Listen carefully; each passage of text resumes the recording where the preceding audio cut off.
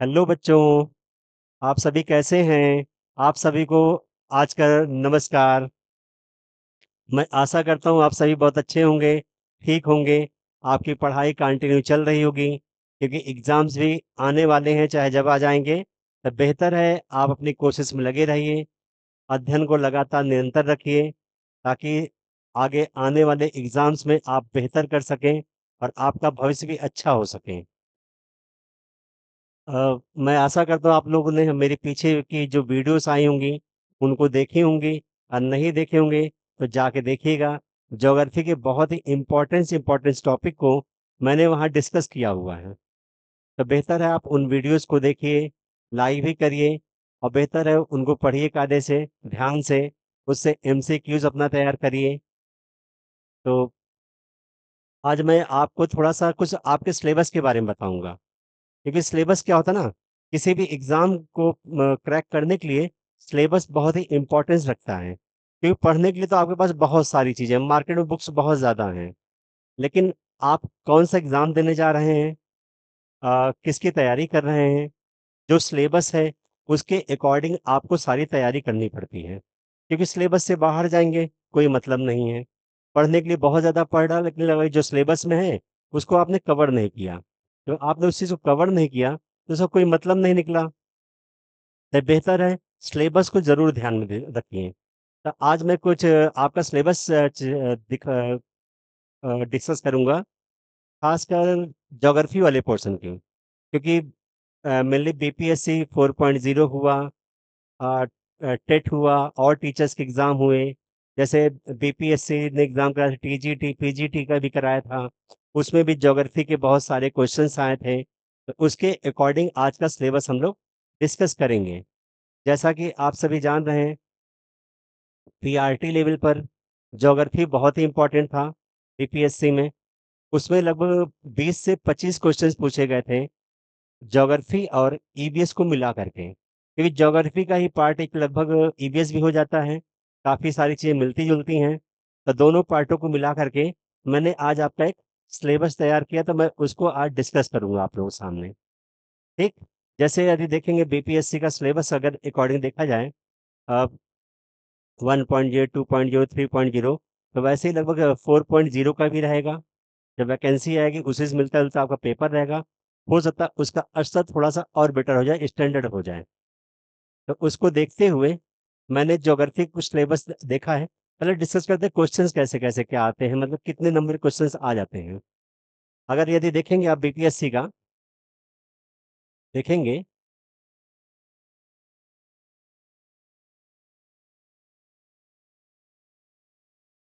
BPSC 4.0 का syllabus देखेंगे। यदि आप इसको देखने पहले इसके पहले जो प्रीवियस में क्वेश्चंस पूछे गए हैं, प्रीवियस में जो क्वेश्चंस पूछे गए हैं, यदि आप देखेंगे 1 to 5, 1 to 5 देखेंगे, तो ज्योग्राफी से लगभग 20 to 25 क्वेश्चंस पूछे गए हैं। 20 to 25 क्वेश्चंस पूछे गए हैं ज्योग्राफी और आपका ईवीएस मिला के, क्योंकि ईवीएस भी इसी का लगभग पार्ट हो जाता है। वही देखेंगे, क्योंकि ईवीएस में क्या है, वायुमंडल हो गया, ओशंस के बारे में हो गए। जैसे पिछली बार क्वेश्चन आया था एक शांति वैली केरल में जो किए हैं। ठीक, तो ईवीएस का पार्ट होता है, लेकिन उसको हम लोग ज्योग्राफी में भी पढ़ लेते हैं। तो वहीं देखेंगे पीजीटी लेवल पर, पीजीटी लेवल पर इसमें जो जीएस का पोर्शन रहता है उसमें लगभग 8 से 9 नंबर की ज्योग्राफी आई थी, 8 to 9 नंबर की ज्योग्राफी आई थी। किसमें? टीजीटी में लगभग कितने क्वेश्चंस आए थे? 9 to 10 क्वेश्चंस आए थे पीजीटी लेवल पर। वहीं यदि बात करें हम लोग पीजीटी की, तो पीजीटी में भी सेम कंडीशन थी, पीजीटी में भी सेम कंडीशन थी। 8 to 9 क्वेश्चंस आए थे ज्योग्राफी से। ठीक, एक तो है टीजीटी जो पीजीटी जिनका सब्जेक्ट है ज्योग्राफी, उनके लिए कोई इशू नहीं है। लेकिन उसके अलावा जो जीएस का पोर्शन रहता है, जीएस का पोर्शन, उसमें यहाँ से क्वेश्चंस उठे थे प्राथमिक में तो काफ़ी क्वेश्चन आए, 20-25 आ गया था, क्योंकि एसएसटी का पोर्शन ही पूरा पूछ लेता है। वहीं टीजीटी में 8 to 10 क्वेश्चंस और पीजीटी में भी 8 to 9 क्वेश्चंस आए थे ज्योग्राफी से। ठीक, जो जीएस वाला पोर्शन है उन दोनों में वहां से आया था। ठीक, तो इसके बाद क्या करते हैं, हम थोड़ा सा आपका सिलेबस डिस्कस करते हैं। जब ज्योग्राफी के सिलेबस की बात करते हैं तो 3 चीजें इसमें पढ़नी होती है। पहला क्या हुआ, आपका वर्ल्ड ज्योग्राफी हो गई, वर्ल्ड ज्योग्राफी, जिसमें विश्व का भौतिक भूगोल हो गया, यूनिवर्स हो गया, ब्रह्मांड के बारे में हो गया, सोलर सिस्टम के बारे में हो गया, अक्षांश देशांतर के बारे में हो गया। इस तरह कई तरह की चीजें हैं जो कि भौतिक भूगोल में आती हैं, उसको हमें पढ़ना पड़ता है और समझना पड़ता है। यदि देखेंगे दूसरी तरफ, वहीं आपका भारतीय भूगोल या इंडियन ज्योग्राफी से भी बहुत सारी चीजें आती हैं, जैसे पर्वत हो गया, पठार हो गया, रिवर्स हो गया। जैसे नदियों के बारे में क्वेश्चंस आपके बीपीएससी में पूछा गया था, ब्लैक रिवर के बारे में पूछा गया था, क्वेश्चन था जो नेपाल के से निकलती हुई है। और वहीं क्या हुआ, घाटियां हो गई, भारत का मानसून हो गया, वन क्षेत्र हो गया, ह्यूमन ज्योग्राफी हो गया, साथ में रिवर्स जो होती हैं, इंडिया की रिवर्स जो हैं और सब रिवर्स हो गई, उनके बारे में भी काफी कुछ पूछा गया, क्वेश्चंस आए थे। वहीं जनसंख्या के बारे में और साथ में कृषि और पशुपालन से भी क्वेश्चंस बनते हैं। तो पहले यदि अगर आप देखेंगे वर्ल्ड ज्योग्राफी, पहले यदि आप देखेंगे आप अपने वर्ल्ड ज्योग्राफी या विश्व का भूगोल, ठीक, तो उसके अकॉर्डिंग मैं थोड़ा सिलेबस डिस्कस करता हूँ। आप लोग देखिएगा, समझिएगा, क्योंकि सिलेबस किसी भी एग्जाम को क्रैक करने के लिए बहुत ही इंपॉर्टेंट है। अगर सिलेबस से बाहर गए, लगा कि आपने पढ़ तो बहुत लिया लेकिन आया कुछ नहीं, पढ़ तो बहुत लिया लेकिन आया वहां से कुछ नहीं, और साथ में उसकी वजह से आप दूसरा सब्जेक्ट भी नहीं पढ़ पाए, क्योंकि एक ही सब्जेक्ट का भार इतना ज्यादा हो गया और साथ में आप कंफ्यूज भी हो गए। अच्छा, एक चीज और इम्पोर्टेंट बात, जब भी कभी ज्योग्राफी को पढ़िए, ज्योग्राफी कभी पढ़िए तो एक सीरीज में पढ़िए, ये नहीं कोई सा भी टॉपिक उठाया पढ़ के रख दिया, ऐसे नहीं। आज ज्योग्राफी को अच्छे से बेहतर से पढ़ना है और समझना चीजों को, तो बेहतर है कि सबसे पहले आप भौतिक भूगोल पढ़िए, भौतिक भूगोल पढ़िए। उसके बाद इंडियन ज्योग्राफी में आइए, भारतीय भूगोल में आइए। उसके बाद चीजें आपको एक एक करके समझ में आना शुरू हो जाएंगी और आप बेहतर हो जाएंगे। और 100% ज्योग्राफी से रिलेटेड कोई क्वेश्चंस रहेगा उसमें आप एक्सपर्ट हो जाएंगे, करने में कहीं कोई दिक्कत नहीं आएगी। तो देखते हैं आज का टॉपिक। पहला आपके वर्ल्ड ज्योग्राफी से, वर्ल्ड ज्योग्राफी से या विश्व का या विश्व का भूगोल देखते हैं। विश्व का भूगोल, इसमें क्या क्या टॉपिक आपके रहते हैं इसको देखते हैं। यदि देखेंगे आपका सबसे पहला टॉपिक क्या आ जाएगा, ब्रह्मांड एंड सौर मंडल। क्या आ जाएगा, ब्रह्मांड एंड सौर मंडल आपका पहला टॉपिक हो गया।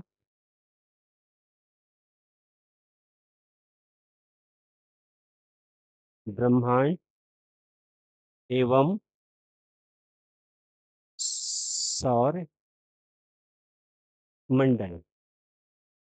ब्रह्मांड और सौर मंडल में क्या हुआ, ब्रह्मांड के बारे में बात करते हैं, ये कैसे बना, कैसे इसकी उत्पत्ति हुई, इसके जो सिद्धांत वगैरह थे किसने बनाए, ठीक, तारों की उत्पत्ति कैसे हुई, तारे कैसे बने, तारे कैसे हैं, आकाश गंगाओं के बारे में पढ़ते हैं।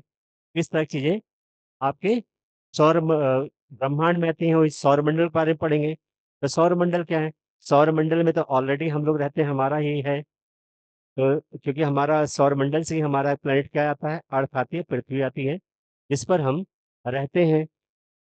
तो इसलिए सौर मंडल हमारे लिए भी इम्पोर्टेंस है और यहाँ से क्वेश्चंस बहुत बनते हैं, इसलिए इसके बारे में भी पढ़ते हैं। सूर्य सूर्य और उसके नौ ग्रहों के बारे में, साथ में उसके जो उपग्रह हैं, जैसे हमारी पृथ्वी का उपग्रह मून है, चंद्रमा है, उसके बारे में भी हम इस वाले पोर्शन में पढ़ते हैं। उसके बाद सेकंड पर आते हैं, अक्षांश एवं देशांतर, अक्षांश एवं देशांतर, अक्षांश एवं देशांतर।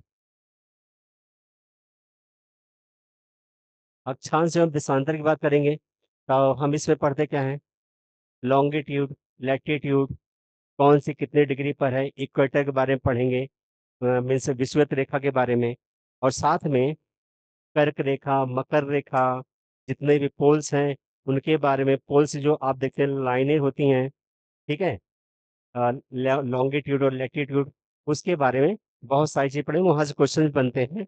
उसके बाद थर्ड में पढ़ेंगे लोग विश्व के महाद्वीप, विश्व के महाद्वीप, महा विश्व के महाद्वीप, विश्व के महाद्वीप जैसे कि आप ऑलरेडी जानते हैं, विश्व में कितने महाद्वीप हैं उसके बारे में, कौन से महाद्वीप की कैसी स्थिति है, और किस महाद्वीप में कौन कौन से इंपॉर्टेंट देश हैं, इसके बारे में यहाँ जानकारी मिलती है। इससे भी क्वेश्चंस ऑलरेडी पुट हुआ है, इसको एक बार विस्तृत हम लोग ध्यान से अच्छे से पढ़ेंगे, फिर वही देखेंगे। उसके बाद फोर्थ पॉइंट, भूगर्भिक संरचना, भूगर्भिक संरचना, यहाँ पर हम पृथ्वी के बारे में पढ़ते हैं कि उसके इसके ऑलरेडी इस पोर्शन को तो मैंने कवर कर रखा है, चाहे तो आप क्लास देख सकते हैं, बहुत ही बेहतर क्लास है, और 100% जितना मैंने कवर किया वहीं से आपके सारे क्वेश्चंस आ जाएंगे। ठीक, तो हमारी जो पृथ्वी है उसकी आंतरिक संरचना कैसी है, उसके अंदर क्या क्या चीजें कैसे कैसी हैं, उसके बारे में काफी डिटेल वीडियो मैंने अच्छे से बनाई, इसको आप देख सकते हैं, और यहाँ से भी क्वेश्चंस पुटअप होते हैं। उसके बाद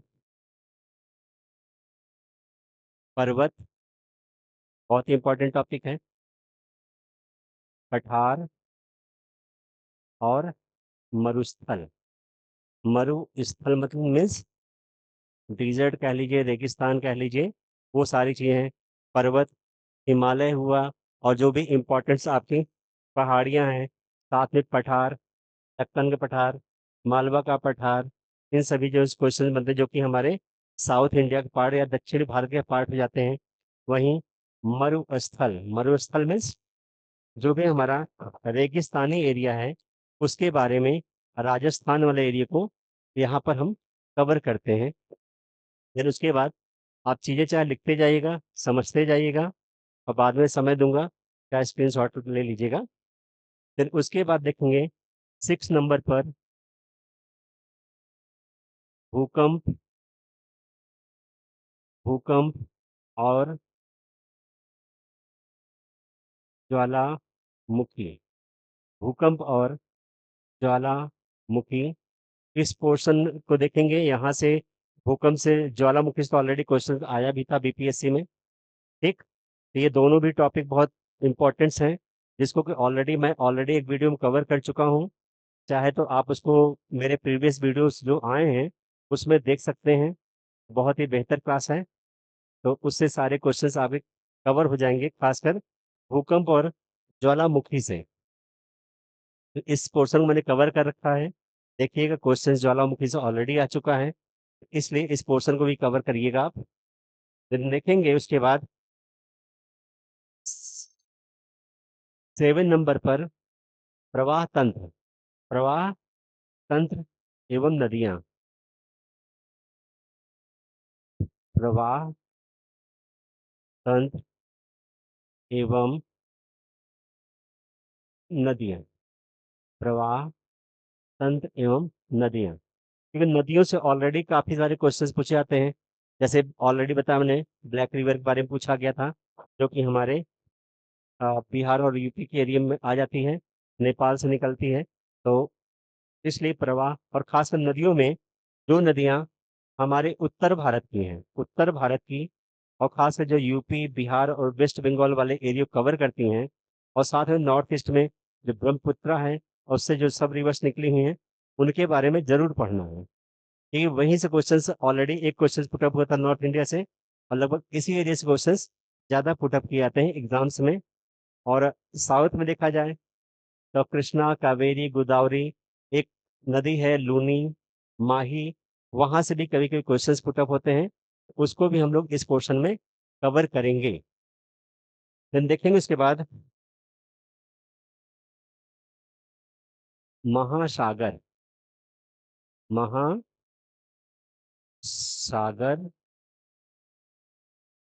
एवं जल धाराएं। जल धाराएं,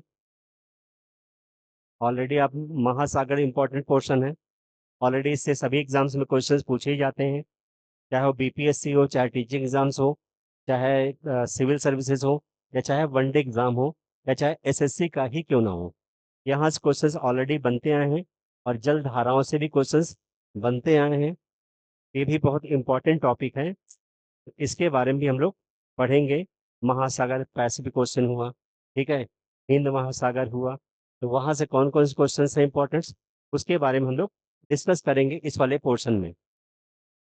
तो यदि चाहें तो आप स्क्रीन शॉट ले लें। और उसके बाद अच्छा एक पॉइंट और आ जाएगा आपका, देखता हूँ एक पॉइंट और लिखता हूँ मैं। 8 नंबर, महासागर और जल धाराएं, उसको जरूर पढ़िएगा, इंपॉर्टेंट टॉपिक है। उसके बाद जल संधि। जल संधि, या जैसे खाड़ियां होती ना, उसके बारे में। जल जल संधि, जल संधि एवं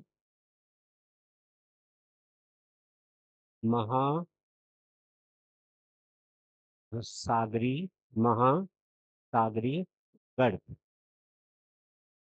महासागरी गर्त, जल संधि हो गई, क्योंकि जैसे आपने सुएज नहर के बारे में पढ़ा होगा।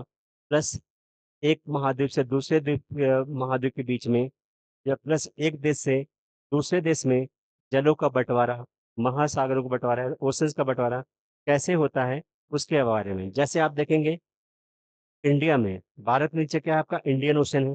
लेकिन वहीं वेस्टर्न घाट की तरफ जब आप जाएंगे तो उस एरिया का नाम क्या होता है, अरब सागर। और वहीं ईस्टर्न घाट पे आते हैं तो आप क्या होता है, आपका बंगाल की खाड़ी हो जाती है, मतलब बांग्लादेश का भी एरिया काफी वहां पर कवर है। तो उन सब चीजों के बारे में हम पढ़ेंगे। तो इसको थोड़ा सा इसके बाद कुछ और टॉपिक है, 8 ये मेन टॉपिक है। आप इसका स्क्रीनशॉट कर ले सकते हैं, इसको नोट डाउन कर सकते हैं देख करके, ठीक। इसका कुछ और पार्ट है, मैं उसको भी इस ऑलरेडी बता रहा हूँ, आप लोग देखते जाएंगे। जल संधि, महासागरीय गढ़ एवं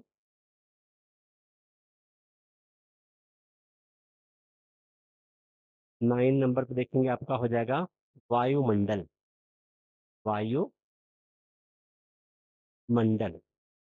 वायुमंडल, वायुमंडल प्लस उसकी लेयर्स, उसके ऊपर ऑलरेडी मैंने एक डिटेल वीडियो बना रखी है इस वाले पोर्शन के ऊपर। इस वीडियो को देखिए, उससे सभी क्वेश्चंस कवर हो जाएंगे।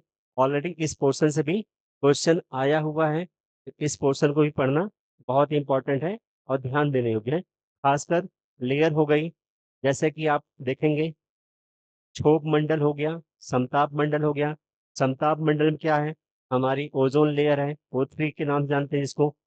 वहां से क्वेश्चंस बहुत बनते हैं। साथ में कई क्वेश्चन आता है, वायुयान को उड़ाने की स्थिति सबसे बेहतर किस लेयर में होती है या किस मंडल में होती है, तो वो आपको आना चाहिए। मौसम संबंधी गतिविधियां किस मंडल में होती है, तो वो सारे क्वेश्चंस ऑलरेडी ट्रेंडिंग हुए, पूछे गए हैं, उसको आपको पढ़ना है। साथ में देखेंगे वायु दाब, वायु दाब, वायु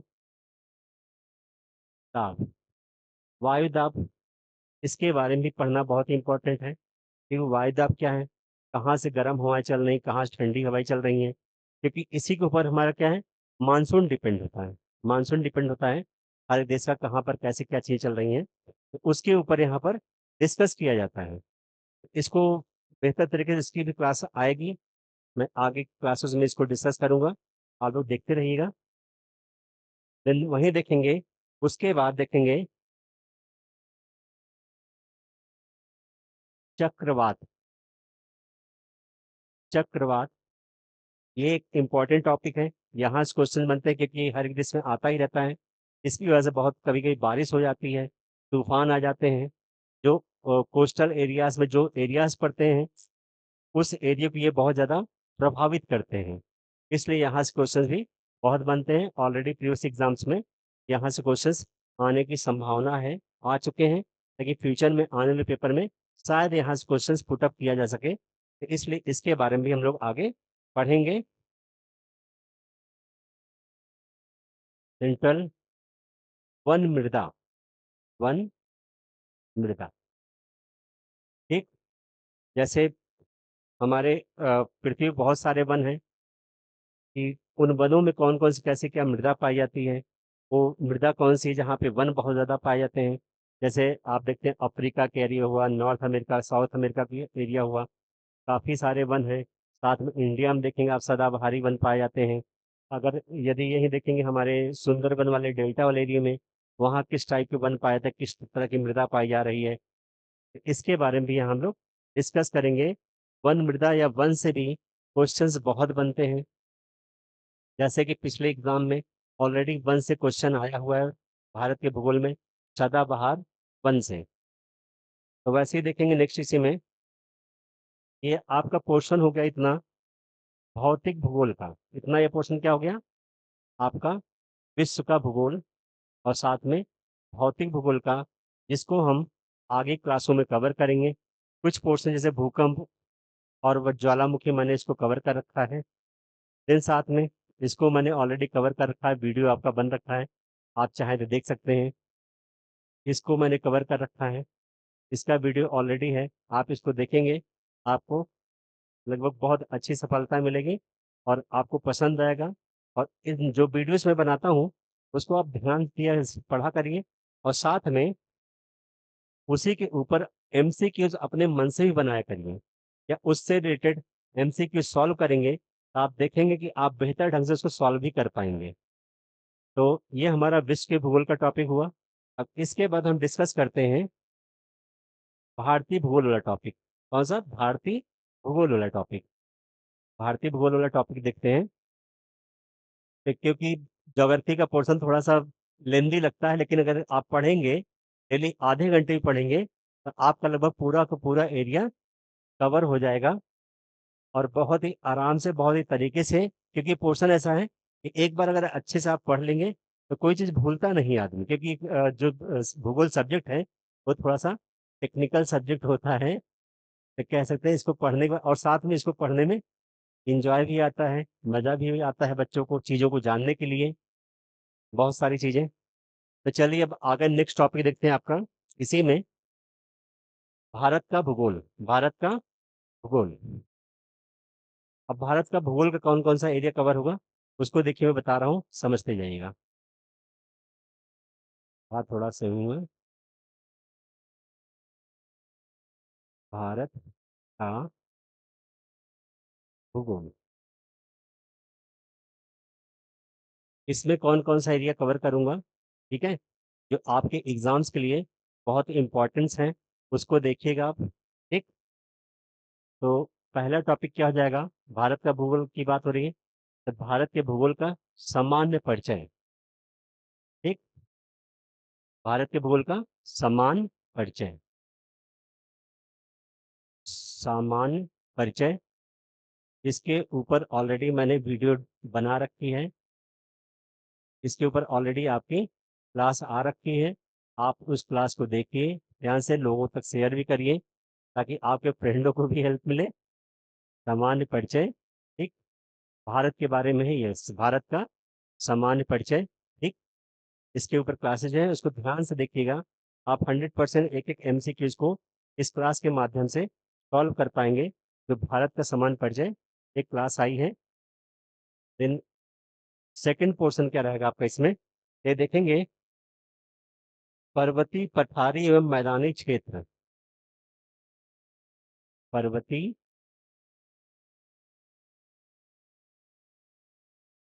पठारी एवं मैदानी क्षेत्र ऑलरेडी आप समझ रहे हैं, इसको मैं साफ साफ कर देता हूँ नहीं ताकि आपको इजी ना हो। क्षेत्र पर्वतीय, पठारी और मैदानी क्षेत्र, क्योंकि तीनों तीनों एरिया है। ऑलरेडी यहाँ क्वेश्चन ऑलरेडी पूछे जा चुके हैं। पर्वतीय, पठारी और मैदानी। मैदानी उत्तर प्रदेश, बिहार, बंगाल, सभी एरियाज कहाँ आते हैं? मैदानी भागों में आते हैं। यहाँ से ऑलरेडी क्वेश्चंस बने हुए हैं, आते ही रहते हैं। तो बेहतर है कि मैदानी हुआ, पर्वतीय हुआ। पर्वतीय क्या हुआ? जैसे हिमालय है, हिमालय की कुछ सीरीज बनी हुई है, 4 श्रेणियां बनी हुई हैं, ठीक है, उसके बारे में पढ़ेंगे। पठार हमारा दक्षिणी भारत का जो एरिया है उसको अच्छे से कवर करेंगे। वहां से बहुत सारे वेस्टर्न कोस्ट से लेकर के ईस्टर्न कोस्ट, पूर्वी घाट से लेकर पश्चिमी घाट तक के बारे में पढ़ेंगे। देन वहीं देखेंगे थर्ड, प्रमुख दर्रे। प्रमुख दर्रे, प्रमुख दर्रे के बारे में पढ़ेंगे। क्या कि पहाड़ों के बीच से जो रास्ते बने होते हैं एक तरफ से दूसरे तरफ जाने के लिए, उनको दर्रे बोलते हैं। ठीक, उसमें आप क्या आती है? वैली। वैली मीन्स क्या होता है? घाटी। घाटी क्या, वैली क्या हो जाती है? घाटी हो जाती है। इसके बारे में बेहतर तरीके से हम लोग पढ़ेंगे। तो प्रमुख दर्रों के बारे में। वहीं दूसरी तरफ देखेंगे तो और अपवाह तंत्र। अपवाह, अपवाह तंत्र मीन्स जो भारत देश की सिर्फ नदियां हैं, सिर्फ भारत देश के अंदर जो नदियां हैं उसके बारे में हम लोग पढ़ेंगे, अपवाह तंत्र के बारे में। ठीक, और साथ में इसी में पढ़ लेंगे हम लोग प्रपात। प्रपात मतलब झरने, क्योंकि कई तरह के झरनों से भी क्वेश्चन आए। सबसे ऊंचा झरना कौन सा है, कौन सा झरना कहाँ पाता है, जो जो फेमस फेमस झरने हैं उनके बारे में इस वाले पोर्शन में हम कवर करेंगे। वहीं क्या हो जाता है, इसी में देखेंगे आप लोग, एक आता है झीलें। झीलें, झीलों से भी ऑलरेडी क्वेश्चंस बहुत आते हैं। जैसे सांभर झील फेमस है, ऑलरेडी पूछा था क्वेश्चन, मानसरोवर झील कहाँ है। ठीक, इस तरह क्वेश्चंस ट्रेंडिंग होते हैं, एग्जाम से ऑलरेडी प्रीवियस आए हैं। तो इनके बारे में हम आगे डिस्कस करेंगे क्लास में। देन वही नेक्स्ट टॉपिक देखें क्या आएगा, मानसून और वर्षा। मानसून और वर्षा, यहाँ क्या है? जैसे इंडिया क्या है, इंडिया का, ये इंडिया की जो भारत देश है हमारा, उसकी कृषि क्या है? मानसून पर टिकी हुई है। ठीक, क्योंकि मानसून के अकॉर्डिंग यहाँ की कृषि होती है। और साथ में पूरे भारत में कहाँ पर कितनी वर्षा होती है, क्योंकि वर्षा निर्धारित करती है कि कौन सा एरिया हरा भरा रहेगा, कौन सा मरुस्थल रहेगा, कहाँ पे नॉर्मल वर्षा होगी। उससे वहाँ की खेती या कृषि जो होती है वो प्रभावित होती है। इसलिए वर्षा वाले क्षेत्र कौन कौन से, कहाँ ज़्यादा वर्षा होती है? जैसे आपने मासिन राम या चेरापूंजी का नाम सुना है, जहाँ सबसे ज़्यादा बारिश होती है। ठीक में, इस तरह से साथ में मानसून कहाँ से कहाँ कैसे आता है, भारत में प्रवेश करता है और कैसे आता है, जब मानसून वापसी करता है कहाँ कहाँ बारिश होती है, उसके बारे में कुछ ऐसे हम लोग डिस्कस करेंगे। नेक्स्ट टॉपिक देखेंगे, अगर यदि आप नेक्स्ट टॉपिक देखेंगे तो वन क्षेत्र। वन क्षेत्र, वन क्षेत्र जो कि भारत देश के वन क्षेत्र के बारे में बात करेंगे। विश्व के भूगोल में विश्व के वन क्षेत्र, और भारत के भूगोल में भारत के वन क्षेत्रों के बारे में हम डिस्कस करेंगे। क्योंकि यहाँ से मैंने बताया कि ऑलरेडी क्वेश्चन आया था, सदाबहार वन से एक क्वेश्चन आया था। ठीक, नेक्स्ट टॉपिक यदि हम देखेंगे तो अ, चट्टान एवं क्या प्राकृतिक आपदाएं। प्राकृतिक आपदाएं, प्राकृतिक आपदाएं, प्राकृतिक आपदाएं या डिजास्टर्स कह लीजिए। भूकंप हुआ, ज्वालामुखी हो गया, बाढ़ हो गया, इन सब टॉपिक से भी क्वेश्चंस आते हैं। सुनामी हो गई, किसी चक्रवात से कोई नुकसान आता है, जो कोस्टल एरियाज में आते हैं या घाटों के एरिया में आते हैं, वहां से क्वेश्चंस उठते हैं कि प्राकृतिक आपदाओं के ऊपर क्वेश्चंस रहते ही रहते हैं, ठीक, जिसको डिजास्टर बोलते हैं इंग्लिश में। देन देखेंगे वहीं एक टॉपिक आपका हो गया चट्टान, चट्टान एवं मृदा, चट्टान एवं मृदा। चट्टान एवं मृदा से भी ऑलरेडी क्वेश्चन बनते हैं, क्योंकि मृदा बहुत इंपॉर्टेंट रखती है हमारे देश के लिए, और साथ में मृदा से ऑलरेडी क्वेश्चन बहुत उठते ही रहते हैं। चट्टानों के बारे में क्वेश्चन रहते ही हैं कि चट्टानें कितनी प्रकार की होती हैं, किस चट्टान से क्या क्या चीजें बनती हैं। जैसे आग्नेय चट्टान है, आग्नेय चट्टान का रंग कैसे होता है, ये कहाँ पाई जाती हैं, हमारे भारत देश के किस एरिया में ज़्यादा पाई जाती हैं, इस चट्टानों को टूटने के बाद कौन सी मिट्टी बनती है। इस तरह के क्वेश्चंस यहाँ से ट्रेंडिंग होते हैं या बनते हैं। नेक्स्ट टॉपिक देखेंगे यदि आप, तो सिंचाई एवं नदी घाटी परियोजना। मैं इसे साफ करता हूँ फिर से। 8 हुआ, 9th नंबर टॉपिक रहेगा आपका। थोड़ा सा देखते हैं, इस टॉपिक को देखते हैं थोड़ा सा आगे। आप लोग स्क्रीनशॉट लेते रहा करिए चीज़ों के बारे में। देखेंगे नेक्स्ट नेक्स्ट टॉपिक हमारा क्या हो जाएगा, सिंचाई एवं नदी घाटी परियोजना। सिंचाई मीन्स इरिगेशन, सिंचाई या इरिगेशन, सिंचाई एवं नदी घाटी परियोजना। परियोजना का तात्पर्य है हमारे बांधों से इन नदियों पर कौन सी योजनाओं को ला करके लोगों को लाभान्वित किया जाता है, या कृषि में कैसे इसको सहायक बना सकता है। जैसे कि बांधों का निर्माण करके पानी को रोका जाता है, और जब सूखा होता है, पानी कमी हो जाती है भारत देश में, या कृषि के लिए पानी कमी होती है, तो इन्हीं बांधों के माध्यम से फिर से पानी छोड़ करके कृषि के लिए पानी उपलब्ध कराया जाता है। साथ में जैसे ऑलरेडी बना होगा कि हाइड्रो पावर बांधों से, बांधों के द्वारा ही क्या है, हाइड्रो पावर या बिजली बनाने का भी काम किया जाता है। तो इस पोर्शन से भी क्वेश्चंस ऑलरेडी परियोजनाओं और साथ में सिंचाई से आते रहते हैं। देन उसके बाद देखेंगे भारत देश के अ, खनिज एवं ऊर्जा संसाधन, खनिज एवं ऊर्जा संसाधन, ऊर्जा संसाधन। खनिजों से ऑलरेडी क्वेश्चन आया है प्रीवियस ईयर पेपर में, बीपीएससी में, टीचिंग्स में। खनिज मतलब जितने भी मिनरल्स पाए जाते हैं, आयरन हुआ, मैग्नीशियम हुआ, पीतल हुआ, तांबा हुआ, ये कहाँ पर कितना, जैसे कि ऑलरेडी क्वेश्चंस पूछा गया था प्रीवियस पेपर में कि तांबा कहाँ सबसे ज्यादा पाया जाता है, बीपीएससी में पूछा गया हुआ है। तांबे, ठीक, झारखंड में पाया जाता है ऑलरेडी। तो यहाँ से क्वेश्चन ये ट्रेंड किया था तांबे वाला। और संसाधन क्या हो गया, ऊर्जा संसाधन, मतलब कहाँ कहाँ से ऊर्जा के संसाधन, जैसे पवन चक्कियों के बारे में पूछ लिया जाएगा, ठीक।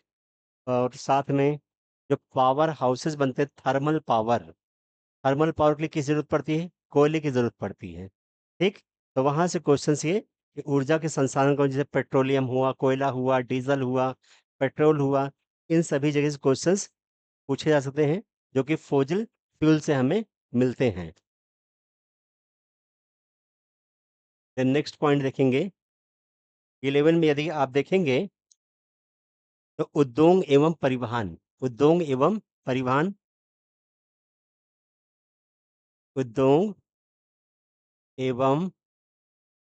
परिवहन।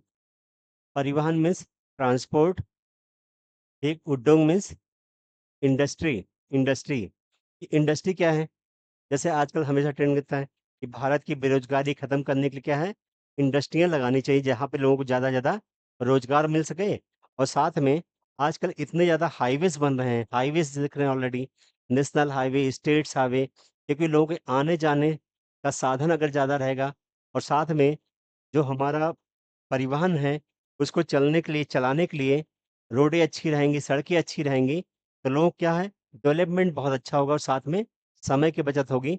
इसलिए परिवहन वाले पोर्शन से भी ऑलरेडी क्वेश्चन बहुत पूछे जाते हैं और उद्योग से, क्योंकि उद्योग से किसी देश का विकास उसी के ऊपर डिपेंड होता है। देन देखेंगे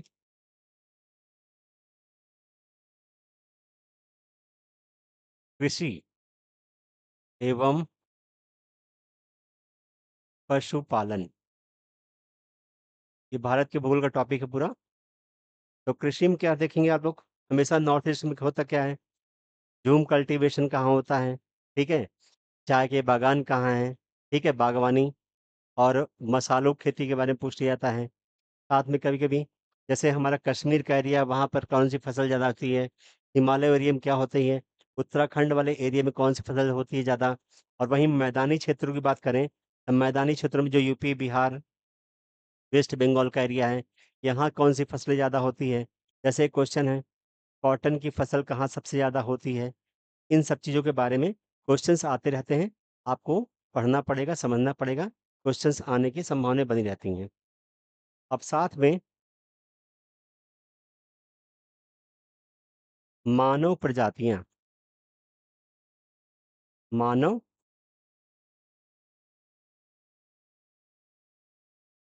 मानव प्रजातियाँ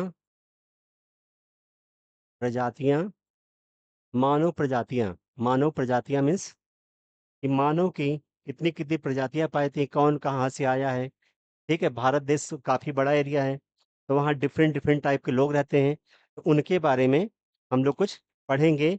मानव प्रजातियाँ या जनजातियाँ भी कह सकते हैं या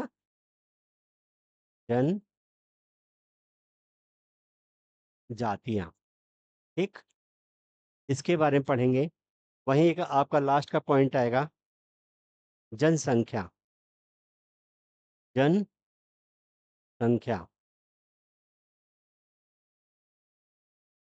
जनसंख्या, जनसंख्या से हमेशा क्वेश्चन्स आते रहे हैं कि कहाँ कितना घनत्व है, जैसे जनसंख्या कहाँ सबसे ज़्यादा अधिक है, किस शहर में जनसंख्या घनत्व सबसे ज़्यादा है, किस स्टेट की आबादी सबसे ज़्यादा है, ठीक?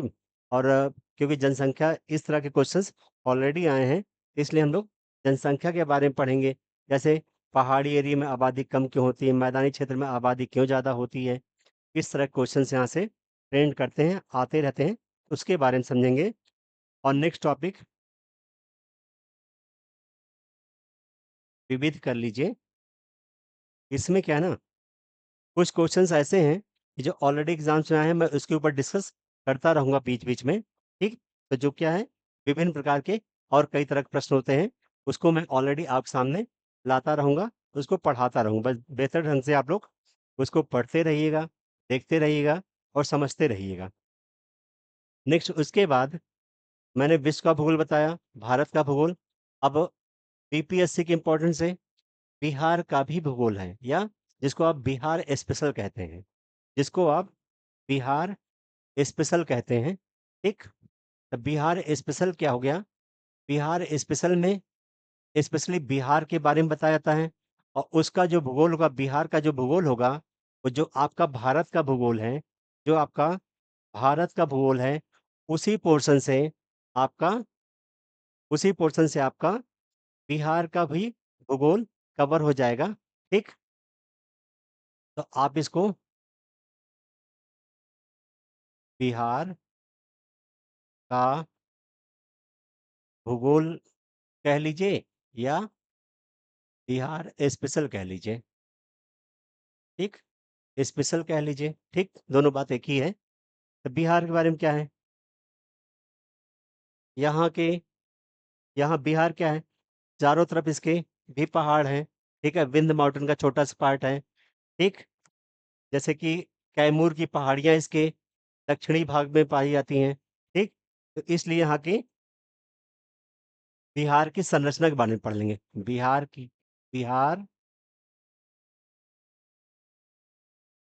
का या बिहार का भौतिक परिचय। ठीक, परिचय पढ़ लेंगे। साथ में अपवाह तंत्र। ठीक, अपवाह तंत्र पढ़ लेंगे। जैसे बिहार की कृषि से एक क्वेश्चन आ गया था पिछले एग्जाम में, तो यहाँ की कृषि के बारे में पढ़ लेंगे। खेती कैसी होती है, क्या क्या फसलें होती हैं, कौन सी फसल ज़्यादा होती है, और साथ में यहाँ के खनिज के बारे में, खनिज। ठीक, क्योंकि पहले बिहार क्या है, बिहार में खनिज बहुत पाया जाता था, और वहीं जब इसको झारखंड अलग कर दिया गया तो क्या हुआ, अलग हो गया। लेकिन क्या है, कुछ खनिज अभी पाए जाते हैं, इसलिए बिहार उसमें भी इम्पोर्टेंस रखता है। तो बिहार के खनिज के बारे में भी पढ़ेंगे, और साथ में उद्योग, उद्योग एवं परिवहन। ठीक,